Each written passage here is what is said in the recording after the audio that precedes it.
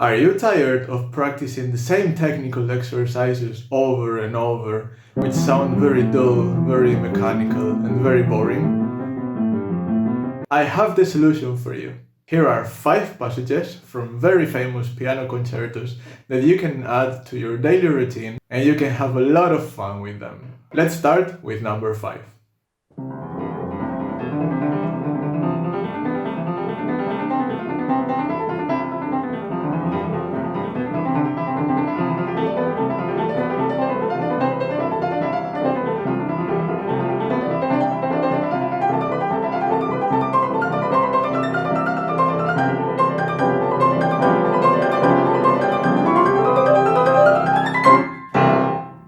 For me, this is the coolest sounding passage of all of them. It makes all fingers in both hands work together and work even and work very accurately. But there are 2 flaws in this passage, which makes it score a little bit lower than the rest. First, the right hand works more than the left, because for some reason Prokofiev decided to leave out some notes in the left hand. Maybe he composed this concerto to play it himself and he was not as accurate with the left hand as with the right. Who knows? Anyway, this makes it a bit trickier to learn. Not harder, but trickier. And the second flaw is just with the exception of a couple of notes in the end, everything is written on the white keys, which makes these thumb under passages a bit trickier. But I decided to add it to my top 5 because it's very demanding, very good for the fingers to develop speed and accuracy, and also because it sounds so cool. By the way, I've recorded for you some orchestral accompaniments of all these passages, played at different tempos, for you to play along to and have fun with. There's also the MIDI files if you want to tamper with them in your computer or something. You can also download sheets with my personal fingerings for all these passages. Join my Discord server and you'll find all of that inside the resources channel.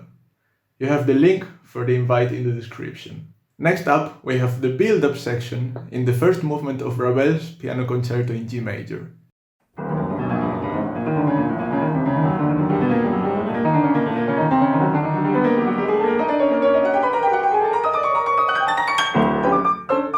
The advantages of learning this passage are many. It's perfectly parallel, it involves all the fingers in both hands. In fact, many times you will have 1, 2, 3, 4, 5 against 5, 4, 3, 2, 1 at the same time, which can be a little bit tricky if you want to play it perfectly even. It's a nice resource to practice the thumb under, because it's fast, and also because it's comfortable, because in this case you have black and white keys. And also, if you use my fingerings, there are a couple of jumps that I added it in the middle, and they can be also a bit trickier if you want to play them smooth, without any kind of accent in the middle. The reason it's not placed a bit higher is because it's too short, and also because it's not that cool as the rest of the passages, I would say. Ranking third, we have this crazy section right by the end of Tchaikovsky's first piano concerto, third movement.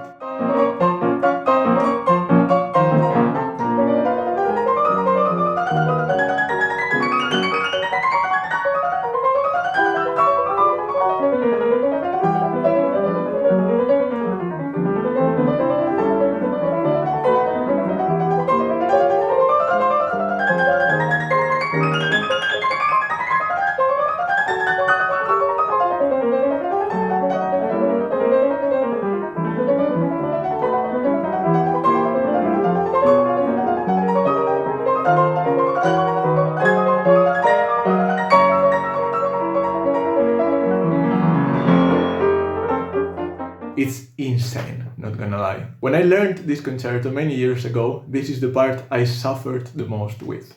Not the octaves, not the 5-minute long cadenza with many different elements, no. Nothing beats this passage. This is like Ravel's one, but on steroids. Both hands work parallelly, check. It involves all the fingers, check. Fast thumbs under, check. Uncomfortable little jumps, check. It ranks higher than Ravel because it's longer, it's harder, and it's much more complete in general. Which in turn makes it a passage that you can have in your daily routine for months until you make it sound totally perfect. The main inconvenience is that it can be too long, and also it's not beginner friendly at all. You need to have a good grasp of piano technique, of how to move your fingers without hurting yourself, in order for this passage not to be counterproductive for you. At number 2, we have Shostakovich's second piano concerto.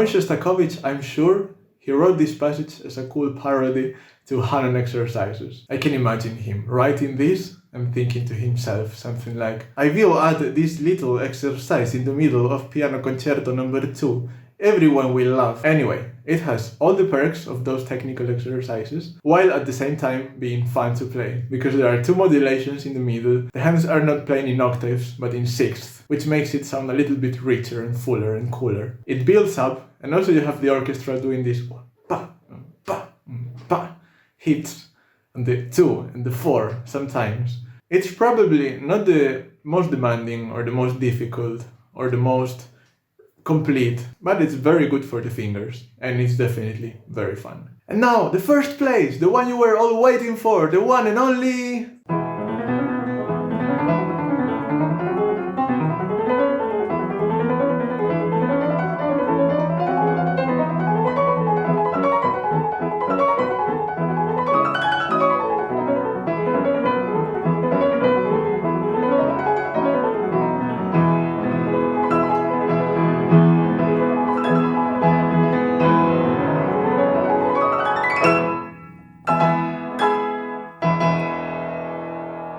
This passage does not have a single disadvantage. It has absolutely everything. The workload is perfectly divided between the two hands. It involves all the fingers. It has thumbs under.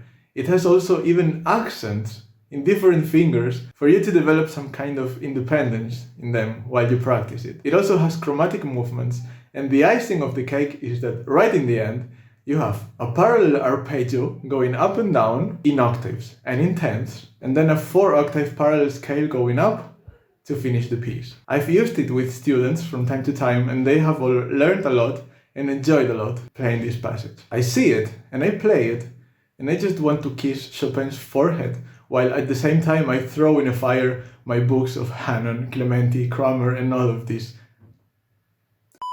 Well, this is the end of the video. Don't forget to join my Discord server for the orchestral accompaniments in different tempos and for my personal fingerings. And also don't forget to leave a like and subscribe if you like this video. Thanks for watching and see you in the next one.